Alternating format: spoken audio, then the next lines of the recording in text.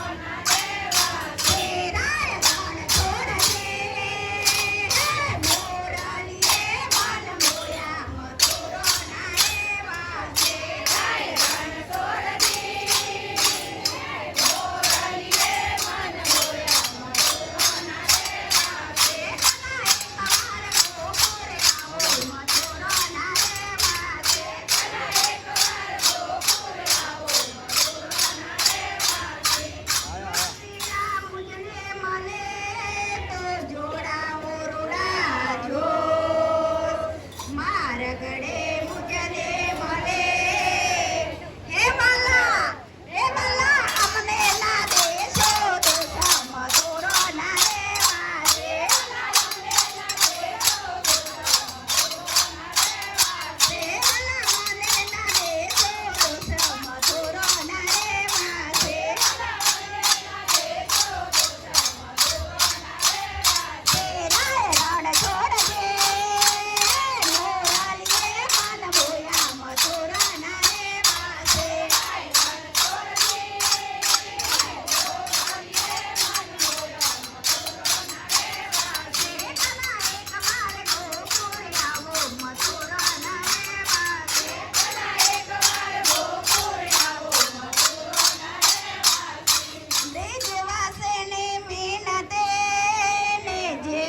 મથુરા જાય કાગર લખ્યો છે કૃષ્ણને હે મારા હૈયે ધારણ થાય મથુરો ન રહેવાશે મારા હૈયે ધારણ થાય મથુરો ન રહેવાશે મારા હૈયે ધારણ થાય મથુરો ન રહેવાશે મારા હૈયે ધારણ થાય મથુરો ન રહેવાશે રણ છોડ દે મોરાલીએ મન મોયા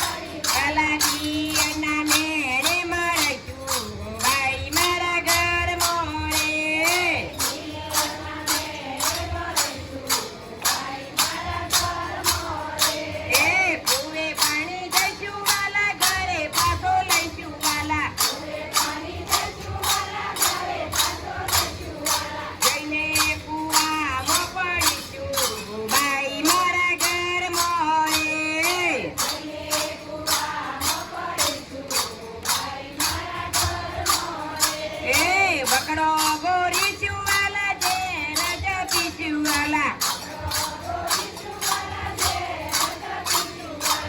તે કટારી લઈને મળશું ભાઈ મારા ઘર મોરે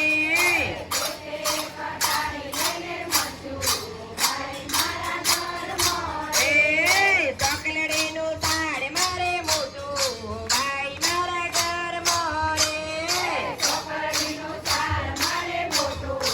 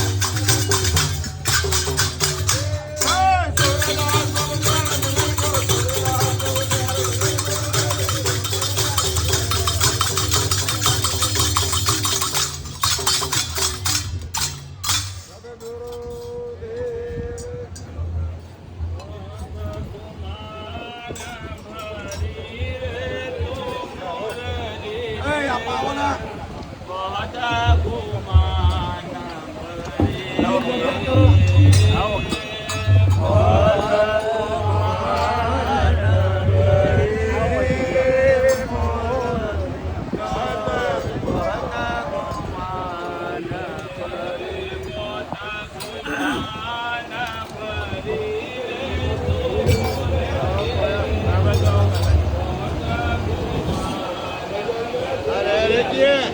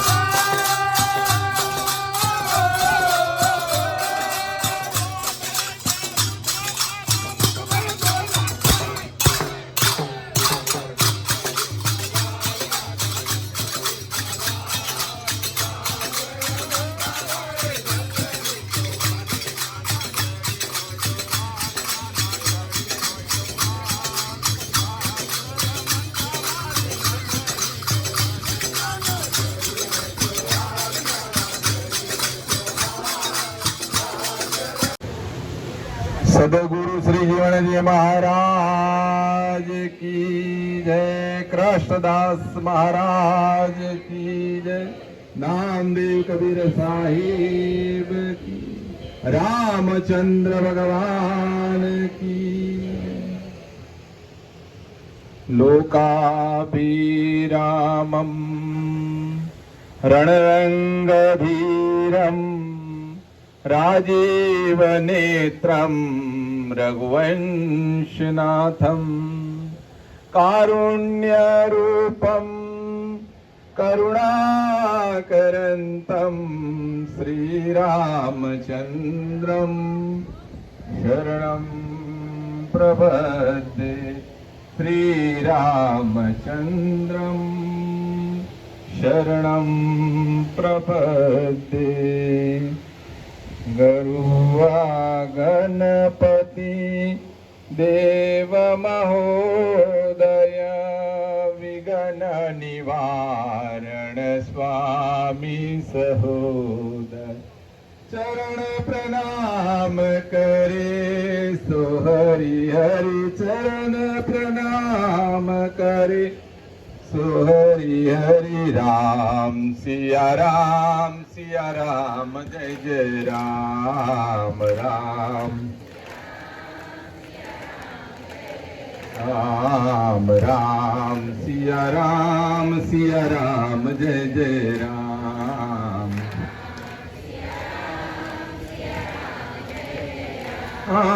મૃગુન ફકુલ અવતાર લીધો, સુરપતિ મન મનોરથ સીધો, કીધો દેવ પસાયો હરિ હરિ, કીધો દેવ પસાયો હરિ હરિ. રામ સિયા રામ જય જય રામ રામ, સિયા રામ રામ સિયા રામ જય જય રામ રામ, સિયા રામ. રજની ચર પડ્યું સમરાગણ, પરિવારા સુહણીઓ રાવણ, બાણ દસે શીસ છેદ્યા હરિ હરિ, બાણ દસે શીસ છેદ્યા હરિ હરિ. રામ સિયા રામ જય જય રામ રામ, સિયા રામ જય જય રામ રામ, સિયા રામ જય જય રામ રામ. આમ સકલ ભુવન આનંદન માયા, રામચંદ્ર સીતા લઈ જાય, નગર અયોધ્યામાં હે હરિ હરિ, નગર અયોધ્યામાં હે હરિ હરિ. રામ સિયા રામ જય જય રામ રામ, સિયા રામ જય જય રામ. મંગલ ભવન અમંગલ હારી, દ્રવહુ સુદશરથ અઝીર બિહારી. રામ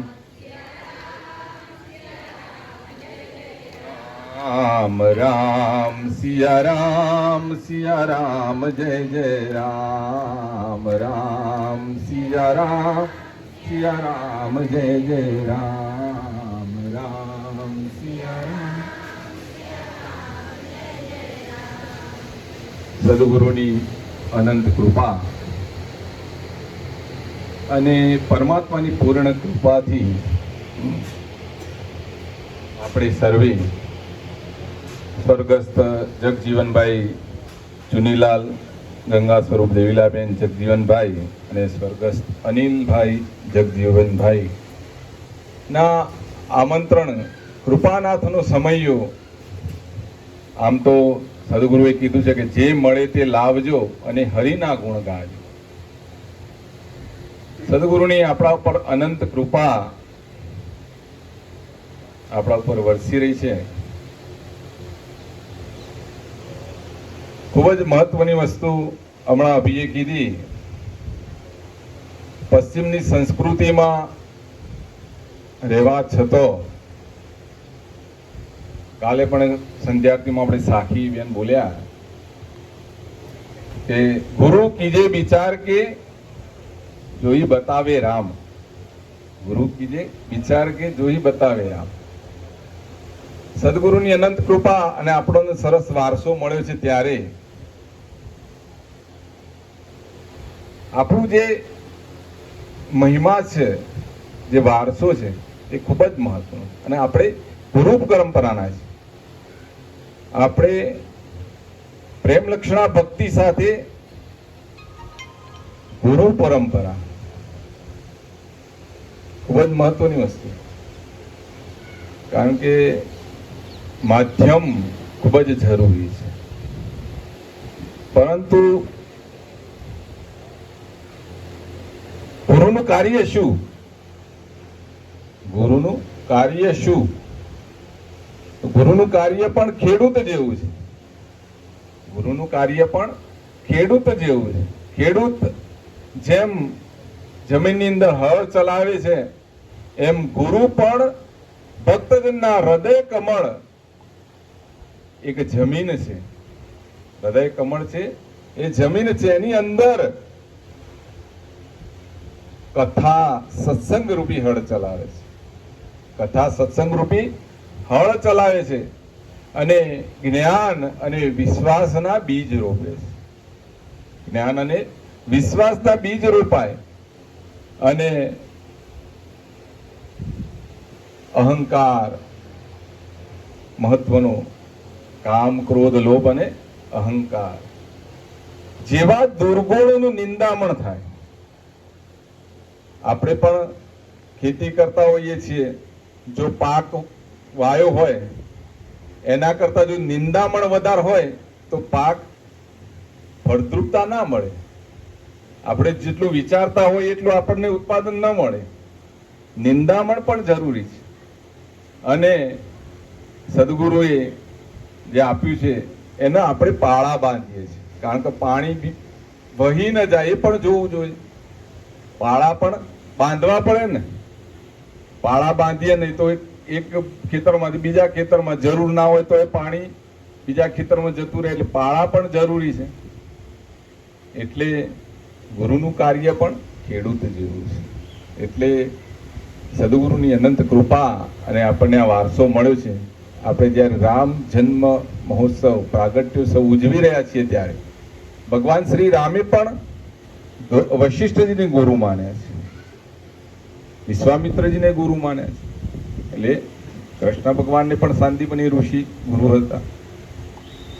એટલે ખૂબ જ મહત્વની વસ્તુ ગુરુ પરંપરામાં છીએ ત્યારે. અને દ્રષ્ટિ પામવી હોય, આ સંસારી છીએ, ભવસાગરમાં આવ્યા છીએ તો ક્ષણું ક્ષણું જન્મે ને ક્ષણું મરે, ચડે કાલ અને હાથ, ઠામ ઠામ કરે માહેરું તે નહીં આવે સાથ. કારણ કે વારંવાર ગર્ભમાં તો આવતા જ રહીશું. વારંવાર ગર્ભમાં તો આવતા રહીશું. પણ દ્રષ્ટિ જો ખુલી જાય અને જો આત્મા શુદ્ધ થાય તો એ પછી આ ભવસાગરમાં આવતો નથી. એ આત્મા પરમાત્માની અંદર વિલીન થઈ જાય છે. એ આત્મા પરમાત્માની અંદર વિલીન થઈ જાય. અને આપણને આ શરીર રૂપી જે વીણા મળી છે એનું કાર્ય શું છે એ દ્રષ્ટિ ખુલી જાય તો ખબર પડે કે આપણે જન્મ ધારણ કરી શરીર રૂપી આ વીણામાં આવ્યા છીએ તો આત્મા પરમાત્માની અંદર આપણે વિલીન થઈએ એ આપણું કાર્ય છે. કારણ કે બીજો કોઈ યોનિમાં એને જ્ઞાન થતું નથી. એને જ્ઞાન થતું નથી કે આપણું કાર્ય શું છે. મનુષ્ય દેહમાં જ એને વિચારવાની શક્તિ આપી છે. એને વિચારવાની શક્તિ આપી છે. તો પ્રભુએ જે આપણને અવતાર આપ્યો, આ જેને છેલ્લો અવતાર કરી છે, મનખા દેહ દેવતા કો દુર્લભ હો દેહી મેં પાઈ, બડે ભાગ્ય મનુષ્ય તનુ પાવા. બહુ જ પુણ્યશાળી હોઈએ ત્યારે મનુષ્યનો દેહ મળે, હે, અને અતિશય પુણ્ય કર્યા હોય ત્યારે ઉદાર ધર્મ સંપ્રદાયની અંદર આપણે જન્મ ધારણ કરીએ. એટલે આપણને દેહ મળ્યા પછી જો આ વારસો મળ્યો છે તો એનો ખૂબ જ સારી રીતે જન્મથી મૃત્યુના જે સમય મળ્યો છે એને શણગારીએ, અને ખૂબ જ મહત્વની વસ્તુ સારા સંતોનો સંગ કરીએ. સંગ ખૂબ જ મહત્વનું છે. સદભાવના હોય જીવનની અંદર, પણ જો સારો સંગ ના હોય તો કુટેવ આવી જાય. એટલે જ કીધું ને, સંત સંગત હરની શક્તિ જે પીજે પરમાનંદો, પરમ આનંદની અનુભૂતિ થાય જો સારો સંગ કર્યો હોય તો. સારો સંગ કર્યો હોય તો આનંદની અનુભૂતિ થાય. નહીં તો પછી આપણે ટેવોની અંદર ભરાઈ જઈએ, વ્યસનોની અંદર ભરાઈ જઈએ, દુર્ગુણોની અંદર ભરાઈ જાય, કામ, ક્રોધ, લોભ, મોહ અને અહંકાર પછી આવી જાય. કારણ કે અહંકાર રામાયણની અંદર ખૂબ જ મોટું દ્રષ્ટાંત રાવણનું. રામાયણની અંદર જીવન જીવવાની શૈલી મળે છે, જીવન જીવવાની શૈલી મળે છે. આમ તો જોવા જઈએ વર્ષો થઈ ગયા, 5000 વર્ષ ઉપર રામ ભગવાનને અવતારે, હે, અને એ જ કથા છે ને, એ જ કથા આપણે ગાય કરીએ છીએ. આ કથાકારો પણ એક જ કથાનું વાંચન કરતા હોય છે, જુદી જુદી રીતે લોકોની સમક્ષ મૂકતા હોય છે. દશરથ રાજા, હે, એમને શ્રાપ તો હતો જ શ્રાવણના મા બાપનો. 4 પુત્રો થયા, અને પુત્રો 4 હોવા છતાં એ વિયોગમાં મૃત્યુ પામ્યા. રામનું વનવાસ ગમન, 14 વર્ષ વનવાસ ગમન, સીતાજીનું હરણ થવું, સીતાજી રાવણને મારો ને સીતાજીને લાવવા અયોધ્યામાં પાછું રાજ કરવું. હે, આ એકની એક જ કથા છે, પણ જો એને જીવનની અંદર ચરિતાર્થ કરીએ તો એની અંદર એક એક દ્રષ્ટાંત આપણા જીવનનું, અને એનો જવાબ મળે છે. આપણને એનો જવાબ મળતો હોય છે. અને રાવણે તો ખૂબ મોટું દ્રષ્ટાંત આપ્યું કે જ્યારે સાગર કિનારે રામ સૈન્ય વાનર સૈન્ય સાથે જ્યારે પહોંચ્યા છે, ત્યારે આખો યોજનો લાંબો દરિયો કેવી રીતે પાર કરવો, ત્યારે નલ અને લીન બધા એન્જિનિયર હતા એ વખતના. આમ તો અત્યારે આપણે વિચાર કરીએ છીએ, અને ઘણા નાસ્તિકતા તરફ પણ દોરી જાય કે રામ તો કાલ્પનિક હતા, એવું કહેનાર પણ છે. રામ તો કાલ્પનિક હતા. આજે 500 વર્ષે રામલલા પ્રતિષ્ઠા પામ્યા અયોધ્યાની અંદર, હે, કહેવા વાળા તો કહે છે કે રામ તો કાલ્પનિક હતા, એમાં શું ફરક પડે આપણને, હે, આપણને શું ફરક પડે? પણ એ જીવનની અંદરથી કંઈક શીખવાનું મળે છે, એનાથી કંઈક શીખવાનું મળે છે. ને રામ નામ, કલયુગ કેવલ રામ આધારા, કલયુગ કેવલ નામ આધારા, નામનો જ મહિના છે. અને અધ્યારુજી મહારાજે પણ કીધું છે વાણીમાં, કેવલ રામ જપજો રે, કેવલ રામ જપજો રે. ખૂબ જ મહત્વની વસ્તુ છે કે રામનું જપ કરવાથી પણ આપણે જીવન નૈકા પાર ઉતરી જાય છે. અને એ વખતે દરિયો પાર કરવા માટે નિર્ણય લેવામાં આવ્યો કે અહીંયા પુલ બનાવવો. આવડો મોટો પુલ બનાવવો કેવી રીતે? આવડો મોટો પુલ બનાવવો કે વૈજ્ઞાનિકોએ સંશોધન કર્યું છે. અત્યારે હાલે પણ પુલ, આપણે તો સોશિયલ મીડિયા સાથે જોડાયેલા છે, ગૂગલમાં તમે ખોલો તો બતાવશે, રામ સેતુ અત્યારે પણ બતાવે. અને એની અંદર જે વસ્તુ વપરાય છે ફોરેનર્સોને એ લઈ જવી હતી, અબજો રૂપિયા આપીને લઈ જવી, તેના પર સંશોધન કરવું હતું કે આ વસ્તુ કેમ તરે છે દરિયા ઉપર. હે, ઘણા કહેતા છે ને કે પેલી આકાશવાણી થઈ હતી, આપણે ગ્રંથની અંદર વાંચીએ છીએ ને કે આકાશવાણી થઈ હતી. હે, વસુદેવ અને દેવકીને જ્યારે કંસ રથમાં મૂકવા જાય છે, અને એ વખતે આકાશવાણી થઈ હતી કે તું જેને લઈ જઈ રહ્યો છે એનું 8મું સંતાન તારો વધ કરશે, તારા મૃત્યુનું નિમિત્ત બનશે. આકાશવાણી થઈ હતી, આપણે ગ્રંથોમાં વાંચીએ છીએ. એ વખતે કલ્પના લાગે ને, હે, આમ તો કલ્પના લાગે કે આકાશવાણી કેવી રીતે થઈ હતી, પણ વૈજ્ઞાનિકોએ સંશોધન કર્યું, રેડિયો બનાવ્યો, આપણે ખોલીએ તો તરત બોલતો હતો ને, એ આકાशवाणी है अहमदाबाद રાજકોટ से સમાચાર સુનીએ. હે આપણે રામ ને રાવણનું યુદ્ધ પેલા ટીવીમાં જોયું હતું, મહાભારતનું યુદ્ધ જોયું હતું, તો આમ રાવણ ઊંચો થાય અને આમ આકાશ તરફ હસતો હસતો હા હા હા હા કરતો કરતો, હે એટલે આપણને કલ્પના લાગે. પણ અત્યારે વૈજ્ઞાનિકોએ સંશોધન કર્યું ને આપણે જોઈએ છે ને, લેસર શો દ્વારા આ મોટા મોટા મંદિરોમાં અને આપણા સ્ટેચ્યુ ઓફ યુનિટીમાં લેસર શો કંઈક ચાલુ જ છે. હે એ લેસર શો, લેસરોથી એ અદ્ભુત દ્રશ્ય ઊભું કરવામાં આવે છે. સાબિત શું થાય છે કે આપણા ઋષિ મુનિઓ પણ વૈજ્ઞાનિક હતા, એ ગાંડા નહોતા. આપણા ઋષિ મુનિઓ પણ વૈજ્ઞાનિક હતા. અત્યારના નાસ્તિકો અને અત્યારના શું કહેવાય પેલા એડવાન્સ ટેકનોલોજી સાથે જોડાયેલા જ છે, પણ ક્રાંતિકારી કે ઋષિ મુનિઓ તો ગાંડા હતા. આપણા ઋષિ મુનિઓ એન્જિનિયર જ હતા ને એ વખતે આ રામ સેતુ પણ બન્યો છે. રામ સેતુ પણ એ વખતે જ બન્યો છે. અને એ સેતુ બન્યા પછી રામ લંકાની અંદર પડાવ નાખે છે અને લંકાની અંદર વાત થઈ જાય છે કે રામ તો સેતુ બનાવી, પથ્થરનું સેતુ બનાવી અને લંકાની અંદર પ્રવેશ કીધો છે. હવે આપણું આવી બન્યું, આખા નગરની અંદર વાત થઈ જાય છે કે હવે આવતે રાવણ એ મરશે ને આપણને મારશે, આપણો રાજા એ મરશે ને આપણે મરીશું. આ વાત રાવણની દરબારની અંદર જાય છે અને દરબારીઓ પણ કહે છે કે રાજન રામ સેતુ બની ગયો અને એ લોકો આપણા નગરની અંદર પ્રવેશ કરી લીધો. હવે શું પથ્થરનો સેતુ બનાવ્યો છે, રામ નામે પથરા તરી ગયા. રાવણ કહે છે શું વાત કરો તમે, રાવણની સભામાં રામનો તમે ઉદ્ઘોષ કરો છો, એની બળૈયો હાંકો છો અહીંયા. રામ નામે શું, રાવણના નામે પણ પથ્થર તો તરે, કેમ ના તરે? કાલે સવારે આવી જજો બધા દરિયા કિનારે આપણા અને જોજો કે રાવણના નામે પણ પથ્થર તરશે. આને તો એલાન કરી દીધું. રાત પડી, સવારે તો નગર આખું ત્યાં જવાનું હતું ને દરિયા કિનારે જોવા માટે કે રાવણના નામે કેવી રીતે પથ્થર તરે છે.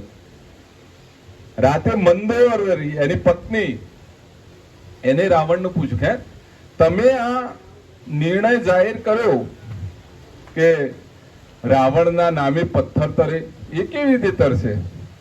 એ કેવી રીતે તરશે? એટલે કે તું જોજે ને તો તરશે. કાલે બીજો દિવસ થયો, સવાર થઈ, રાવણ પણ પહોંચ્યો છે અને આખું નગર, એના સેનાપતિઓ, એના બુદ્ધિ વરિષ્ઠ બધા અધિકારીઓ અને બધા પ્રધાનો બધા ત્યાં છે. રાવણ મોટો પહાડ લે છે. રાવણ પણ શક્તિશાળી હતું, 4 વેદોનો જ્ઞાતા હતો. હે કૈલાસને પણ હલાવતું હતું ને, શક્તિશાળી હતો. આખો મોટો પર્વત લીધો છે અને જોરથી દરિયાની અંદર ઘા કર્યો છે, રાવણ નો જય હો. અને પથ્થર તરવા લાગ્યો, પથ્થર તરવા લાગ્યો છે. રાજના બધા પ્રજાજનો અને પ્રધાનો બધા ખુશ થઈ ગયા, ચલો આપણા રાજાએ શક્તિશાળી તો છે જ, એમના નામે પણ પથ્થર તરે છે, એમના નામે પણ પથ્થર તરે છે. દિવસ પૂરો થયો, રાત થઈ, શયન કક્ષમાં ગયા છે. મંદોદરી પૂછે છે કે હે રાજન, આ પથ્થર તર્યો કેવી રીતે? પથ્થર તરો કેવી રીતે? મને તો શક લાગે, મને તો શક લાગે. એ ઘરવાળા હોય ને, એ પારખતા હોય ને, પોતાના પતિને કોણ જાણે? ઘરવાળા જ જાણે ને. અને 2-4 વખત કીધું કે મને તો શક લાગે જ છે, મને તો શક લાગે છે. તમે પથ્થર તરાયો, આખો પર્વત તરાયો, પણ મને તો કઈક શક લાગે છે. એટલે પેલા કીધું કે કોઈને કહેવાનું નહીં તો હું કહું, કોઈને કહેવાનું નહીં તો જ હું કહું. તો કે વાત તો આપણા સુધી આવી જ છે. એ વખતે મીડિયા કંઈક તો હશે, નારદજી હતા ને, એટલે વાત આપણા સુધી તો આવી જ છે. રાવણ કે જો કોઈ કહેતી ના, પણ મેં જયારે એ પથ્થર પર્વત લીધો અને દરિયામાં ફેંક્યો કે રાવણનો જય હો, એ વખતે મારા દિલમાંથી બોલ્યો કે તને રામની દુહાઈ છે, તને રામની દુહાઈ છે, જો ના તર્યો તો. એટલે રાવણને પણ વિશ્વાસ હતો. રાવણને વિશ્વાસ હતો રામ પર કે રામ નામે જ પથરા તરું, રાવણના નામે ના તરું, રાવણના નામે ના. એટલે કલિયુગ કેવલ નામ આધારા, કલિયુગની અંદર નામથી તરી જવાય છે. અને એટલે જ તુલસીદાસે કીધું ને કે તુલસી મેરે રામ કો રીજ ભજો કે ખીજ, જો ખેત મેં બોઈએ ઉલટા સુલટા બીજ. હે, આપણે તો ખેડૂત છીએ, બીજ નાખવા જઈએ છીએ, આમ સીધું કરીએ છે, હે સીધું કરીએ છે આપણે, એને નાખી જ દઈએ છે, પણ ઉગે છે કે ઉપર જ ફૂટે છે ને, મકાઈના ડુંડા ઉપર જ આવે છે ને. જો અંદર જતા હોત તો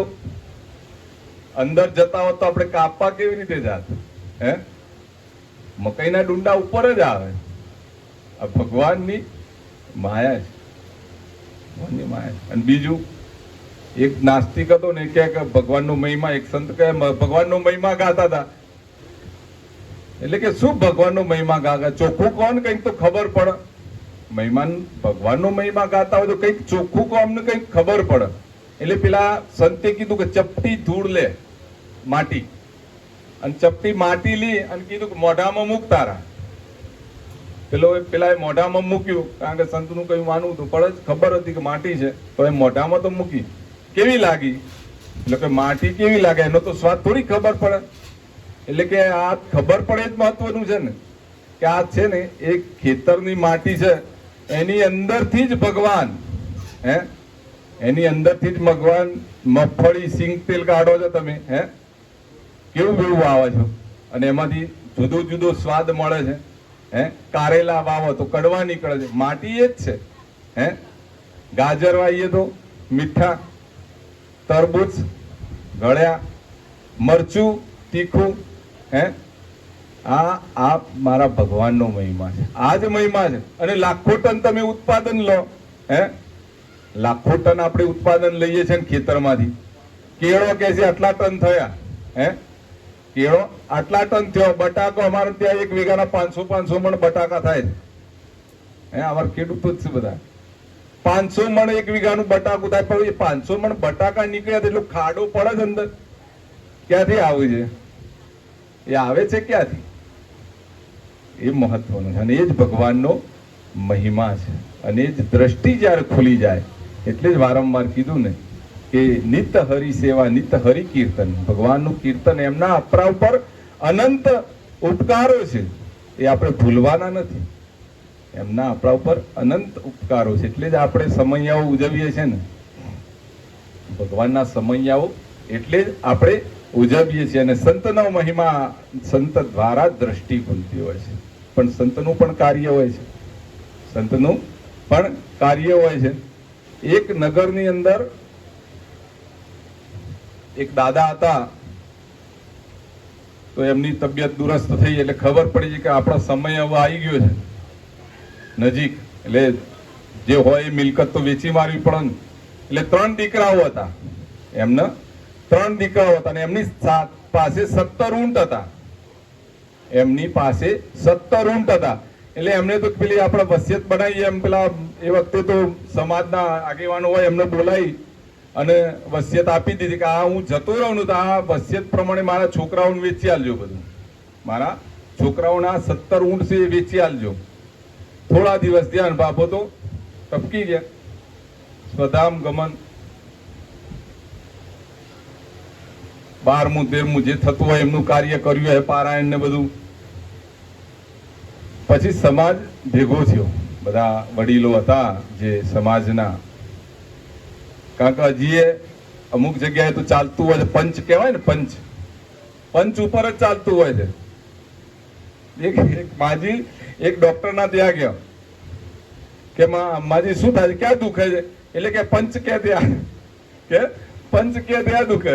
એટલે અમુક વખત પંચનો એટલો બધો ગામડાઓની અંદર પેલા હતું કે કોઈ પણ સોલ્યુશન કરવું હોય તો થઈ જાય, પંચ દ્વારા થઈ જતું હતું. પંચ ભેગું થયું, પેલો કાગળ વાંચ્યો કે મારી પાસે 17 ઊંટ છે, મારા 3 દીકરાઓને આ રીતે વેચી દેવા. 17 ઊંટ હતા કે મારા નાના દીકરાને અડધા ઊંટ આપી દેવા, મારા નાના દીકરાને અડધા ઊંટ આપી દેવા 17 માંથી. પછી બીજા નંબરનો જે દીકરો છે એને 3જા ભાગના ઊંટ આપી દેવા. બીજા નંબરના દીકરાને ત્રીજા ભાગના 17 માંથી ત્રીજો ભાગ એને આપી દેવા, અને જે નાનો દીકરો છે એને અડધા આપ્યા, એનાથી મોટો છે એને છઠ્ઠા ભાગના, અને જે મોટો છે એને એમ કે 9મા ભાગના આપવા.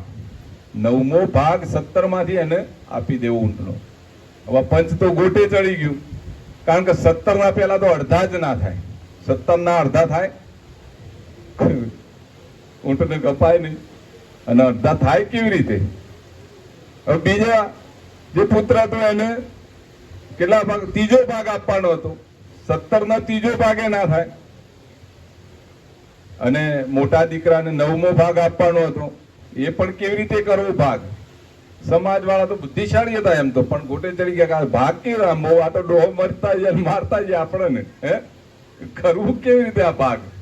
કારણ કે પંચનું કાર્ય તો કર્યા વગર છૂટકો નહીં. અને એ વખતે ભાગ્ય યોગી નગરની અંદર એક સંતાયા રમતા જોગી હસી ગઈ. અને એ વખતે આપણે જેમ અહીંયા ઘોડાઓ રાખતા, આપણા બધા મોટા વડવાઓ ઘોડાઓ રાખતા, કારણ કે ટ્રાન્સપોર્ટેશન માટેનું એક સાધન ઘોડા હતા. એ વખતે ઊંટ હતા, એટલે રમતા જોગી સંત હતા, એ બી ઊંટ રાખતા, ને એક ઊંટ લઈને ત્યાં પડાવ નાખેલો. એટલે કોક હોય ને એ કે આ સંતને બોલાવો ને, હે સંત થઈને બેઠા જ બોલાવો, એ કંઈક રસ્તો બતાવશે આપણને. એક જણે કીધું, લોટો ભરીને દૂધ લઈ ગયો કે મહારાજ આ દૂધ પીવો. બોલ ભાઈ ચમ આવ્યો? તો ખબર તો પડે ને કેમ આવ્યો. એટલે કે હારો મારા ગામમાં એક પ્રશ્ન થયો છે આવો, એક દાદા હતા એ લખીને ગયા છે ને આવી રીતના ભાગ પાડવાના છે કે મારા નાના દીકરાને અડધા આપજો ને એનાથી મોટાને ત્રીજો ભાગ આપજો ને એનાથી મોટાને 9મો ભાગ આપજો. કે હેડ આપણે ભાગ પાડીએ. કે એમના જો 17 ઊંટ છે, ભાગ કેવી રીતે પડે? આપણે ભાગ જ પાડવાના છે ને, એ કે એ પ્રમાણે ભાગ પાડી દે. અરે કે તમે દૂધ તો પી લો ના, કે દૂધ પછી પેલા ભાગ પાડી દઈએ આપણે. સંતનું કાર્ય પેલા તમારી વિમાસણ હોય ને દૂર કરવું. નકર અત્યારે તો શું કે માયા છોડો, માયા છોડો, આ ચરણમાં મૂકો, આચરણમાં મૂકો, આચરણમાં મૂકો. એટલે સંતો એ પછી માયામાં તમારા પાસેથી છૂટીને આચરણમાં આવે, એટલે આપણા ચરણમાં જ આવે ને, આચરણમાં મૂકો. સંત કી દૂધ પછી પેલા તારા પ્રશ્નનું નિવારણ કરી દઈએ આપણે. પેલા તારા પ્રશ્નનું નિવારણ. સંત તો પેલો ઊંટ લીધો અને ગયા નગરમાં કે બોલાવો એમના છોકરાઓને, તમારો પંચ બોલાવો. પંચને બોલાવ્યો, બધો અહીંયા 17 ઊંટ, 17 ઊંટ બોધ્યા. બોલો કે એટલે કે આ 17 ઊંટ માંથી અડધા પેલા નાના દીકરાને આલવાના છે. નાના દીકરાને અડધા આપવાના હતા, એટલે એમનું પોતાનું જે ઊંટ હતું એ અંદર ભેળવી દીધું. એટલે થયા કેટલા? 18. 17 માં એક ઉમેરી દીધું એમનું, એટલે 18 થયા.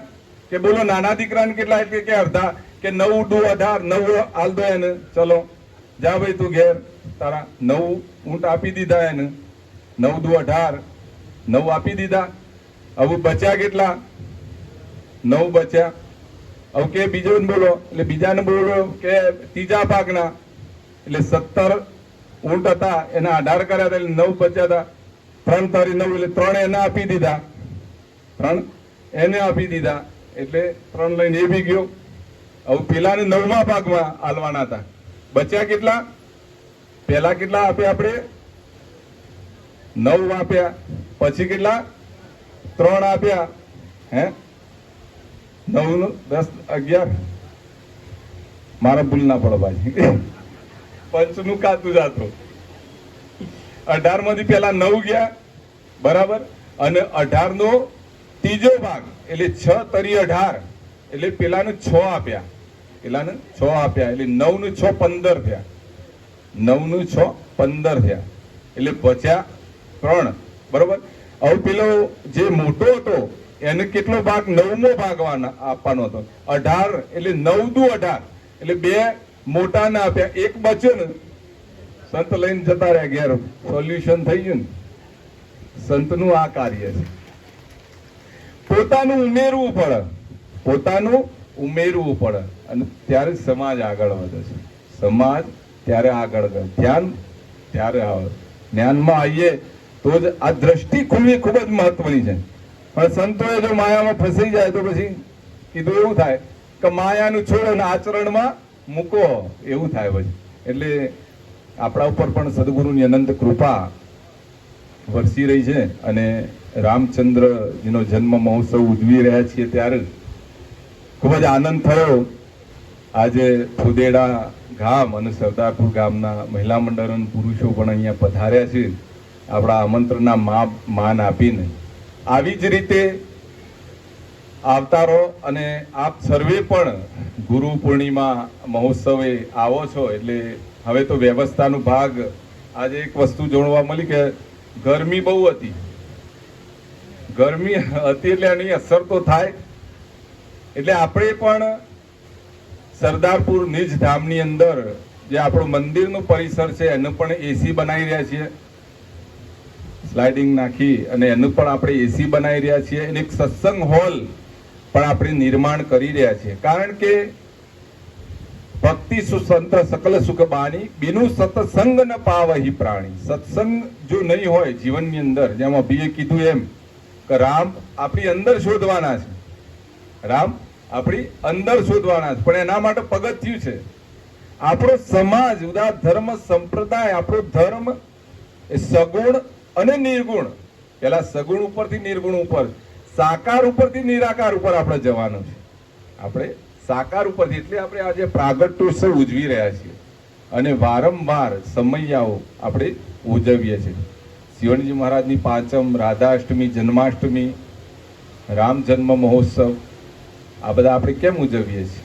આપણે સાકાર ઉપરથી નિરાકાર ઉપર જવાનું છે. જો દ્રષ્ટિ ખુલી જાય, જીવન દ્રષ્ટિ ખુલી જાય તો પછી આકારની કોઈ જરૂર નથી. પણ જ્યાં સુધી દ્રષ્ટિ ન ખુલે ત્યાં સુધી તો પગથિયું જોઈએ ને, સીડી વગર ચડી ના શકીએ આપણે. સીડી તો જોઈએ ને. એટલે દર્શન અને શ્રવણ આ બેનો સમન્વય જોઈએ. દર્શન અને શ્રવણ. એક સંતને એક જયારે પ્રશ્ન કર્યો કે સત્ય અને અસત્ય વચ્ચે કેટલો ફેર, કેટલી આમ લંબાઈ પહોળાઈ બાકી રહે છે, કેટલો ફેર છે? એટલે કે 4 જ ઓગળનો ફેર. સત્ય અને અસત્ય વચ્ચે 4 જ ઓગળનો ફેર છે. શ્રવણ અને દર્શન, જો તમે કાન અને દ્રષ્ટિના વચ્ચે કેટલો 4 આંગળનો જ ફેર છે. ઘણી વાર જોયું હોય એ સાચું ના પણ હોય અને ઘણી વાર સાંભળ્યું હોય એ પણ સાચું ના હોય, પણ બેનો સમન્વય થાય. શ્રવણ અને દર્શન, સાંભળવું અને જોવું, આ બેનો જો સમન્વય થાય તો જ સત્યતા ટકે. અને આ સત્યતા નથી એટલે દશરથ રાજાએ શબ્દવેદી બાણ છોડ્યું હતું. એ વચ્ચે દર્શન જોયું નતું, એને જોયું નતું. એને એમ લાગ્યું કે આ તો મૃગ પાણી પીવા આવ્યું છે, અવાજ આવ્યો ડૂબ ડૂબ ડૂબ ડૂબ, એને બાણ છોડ્યું. શબ્દવેદી વિદ્યા શીખતો હતો, એને બાણ છોડ્યું અને ત્યાં શ્રવણ મળ્યું છે, ત્યાં શ્રવણ મળ્યું છે. એને ખાલી અવાજ એટલે કે શ્રવણ, સાંભળવા ઉપર જ દ્રષ્ટિ કેન્દ્રિત કરી હતી. એને જોયું નતું કે ત્યાં કોણ છે અને ત્યાં શ્રવણ મરાયો અને શ્રાપ લાગ્યો અને રામાયણની રચના થઈ. એટલે શ્રવણ અને દર્શન આ બે વચ્ચે 4 જ આગળનો, સત્ય અને અસત્ય વચ્ચે 4 જ આગળનો ડિફરન્સ છે. કાન અને આંખ, અને એના પ્રત્યે જ આપણે ગાફેલ રહીએ છીએ. એના પ્રત્યે જ આપણે ગાફેલ રહીએ છીએ. ન જોવાનું જોવું, ન સાંભળવાનું સાંભળવું. કારણ કે ખાવામાં તો આપણે કરી શકીએ, ન ખાવું હોય તો ના પાડી દઈએ છે ને તો ભાઈ આવું ખાવું નથી. ન સૂંઘવું હોય, સૂંઘવું ના હોય, ખરાબ દુર્ગંધ આવતી હોય તો આપણે નાક બંધ કરી દઈએ છીએ, આપણે નાક બંધ કરી દઈએ છીએ, પણ કાન કદી બંધ કરતા નથી, આંખ કદી બંધ કરતા નથી. એટલે આ ઇન્દ્રિયો પ્રત્યે આપણે ગાફેલ છીએ. એટલે શ્રવણ અને દર્શનનો સમન્વય હોય તો જ આપણે જીવનની અંદર સારું જીવન જીવી શકીએ.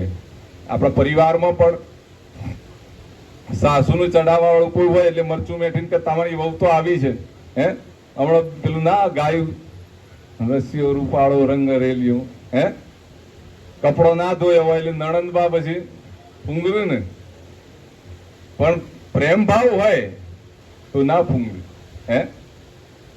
ગાયો ધોયા બીયા આયા હોય પણ તમારું કાર્ય હોય તો ના ફૂંગર્યું. કારણ કે પેલી વાત એવી છે ને કે સાસુની પોતાની પેલી તો હોય જ ને, પણ સાસુનું તમે માતા પ્રત્યે રાખો, માતાની જેમ પ્રેમ આપો અને વહુને દીકરીની જેમ રાખો તો આપણો સંસાર સરસ ચાલે જ.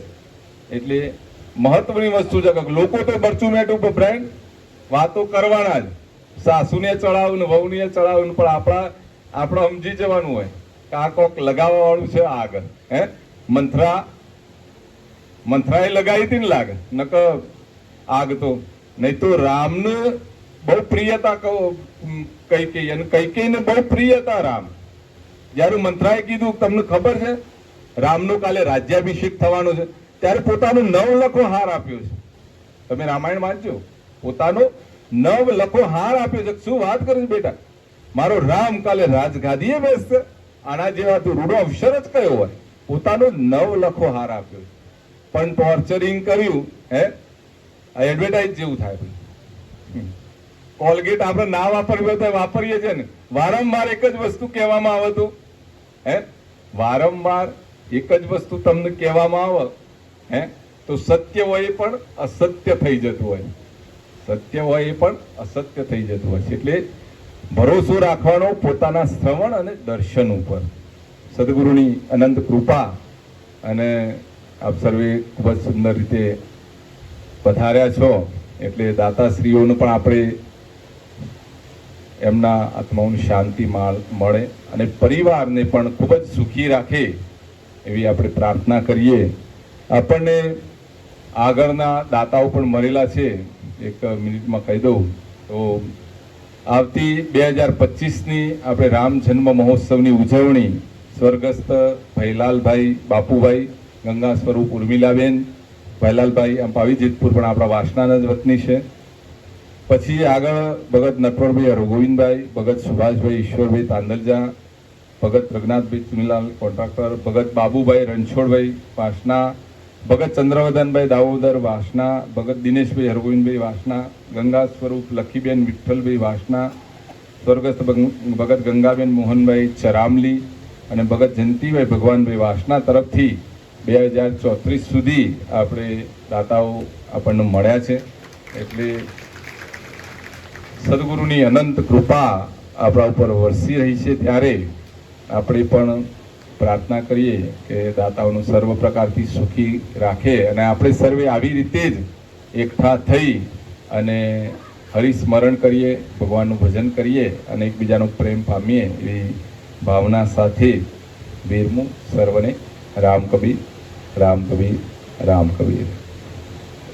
आधे निकुंज में बिराजे घनश्याम राधे राधे,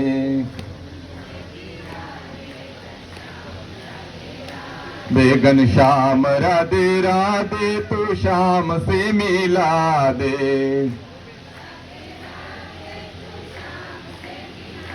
देगन श्याम राधे राधे तो श्याम से मिला दे,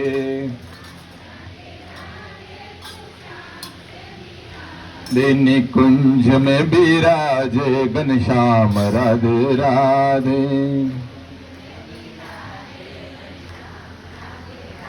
देनी कुंज में बिराजे घनश्याम राधे राधे,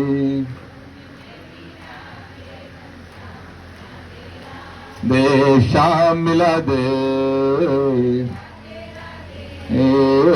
श्याम मिला दे, राधे राधे, राधे राधे, श्याम मिला दे, श्याम मिला दे, राधे राधे, राधे राधे, निकुंज में बिराजे घनश्याम राधे राधे, निकुंज में बिराजे घनश्याम राधे राधे, दे घनश्याम राधे राधे तो श्याम से मिला दे, दे निकुंज में बिराजे घनश्याम राधे राधे, बेनी कुंज में बिराजे घनश्याम राधे राधे दे श्याम मिला दे श्याम मिला दे राधे राधे राधे राधे श्याम मिला दे राधे राधे રખને ઉલામણે શામળી ઘેર આયા માતા જશોદા કુંવર કોણ ઘેર આયા જીના જીના ચોખલિયાને મોતી રે વધાયા રે ઉતારો આરતી શ્રી કૃષ્ણ ઘેર આયા ઉતારો આરતી શ્રી કૃષ્ણ ઘેર આયા કાલાને કોમળડા की दवाई ना मनवंता की वामन जी नो रूप धरी ने बलिराजा बोलाया रे उतारो आरती श्री कृष्ण घेर आया माता जशोदा कुंवर को घेर आया वारा रूपे दशहारे भक्तो जनना फेरा तार ओ मन दासी शरण मराठी नामे वैकुंठ पाम्या रे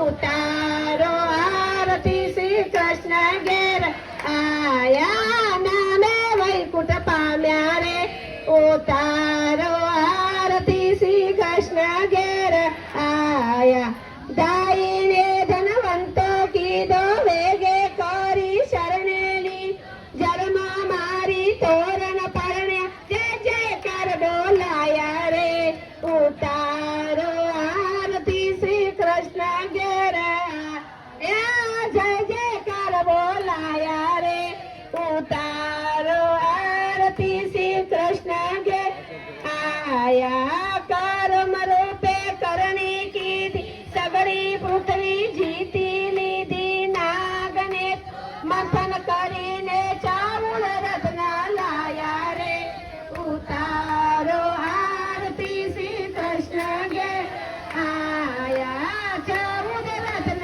લાયા રે ઉતારો આરતી શ્રી કૃષ્ણ ઘેર આયા નરસિંહ રૂપે નવધાર્યો આપે તો હરના કંસ માર્યો પેલા જને પોતાનો જાણી અગ્નિમાં ઉગાડ્યા રે ઉતારો આરતી શ્રી કૃષ્ણ ઘેર આયા અગ્નિમાં ઉગાડ્યા રે ઉતારો આરતી શ્રી કૃષ્ણ ઘેર આવ્યા પરશુરામે ફરસી ફેરવી શ્રદ્ધા ગુણનો આથી મારો કામધેનુની વાર કીધી જયદેવને ઉગાડ્યા રે મહાદેવને હરદેવને સોંપ્યા સાવ સોનાની લંકા બારી દસ મસ્તકનો રાવણ માર વિભીષણને રાજયા